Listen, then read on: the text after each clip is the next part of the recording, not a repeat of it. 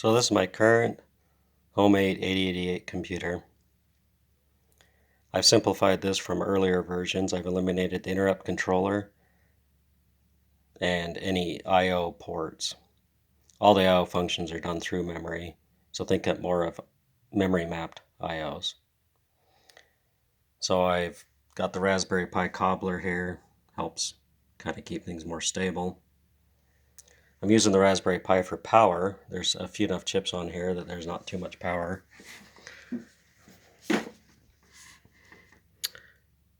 So here we've got the clock, 24 megahertz crystal. I've got my processor. I'm using a V20. Same thing as an 8088, sort of, but 8088 would work just fine.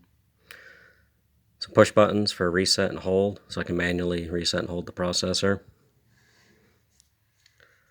Got my 3 address latches here. Got my data latch here.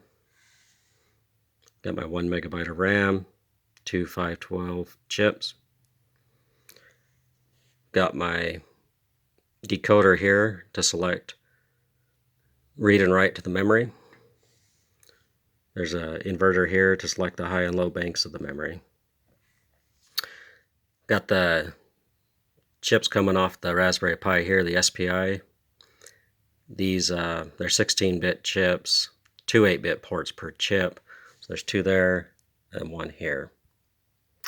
This one here is a control chip. It provides a hold line to the 8088, a reset line, and then it also provides a read-write memory or I/O, which we don't use I/O on this one, but it selects between the two.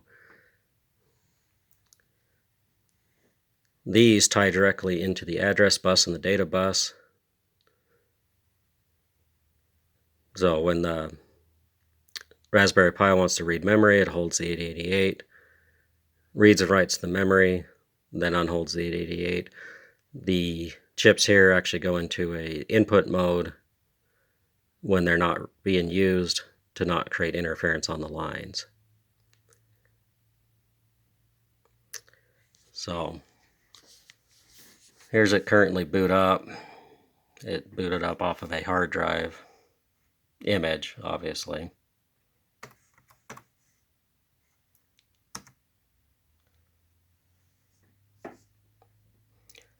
Takes a minute to load the root directory for the first time. It's a large hard drive.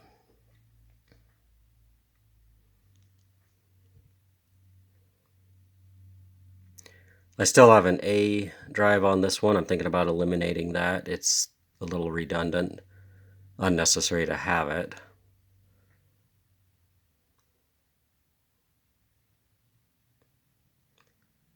But yeah, this project should be able to be built in an afternoon.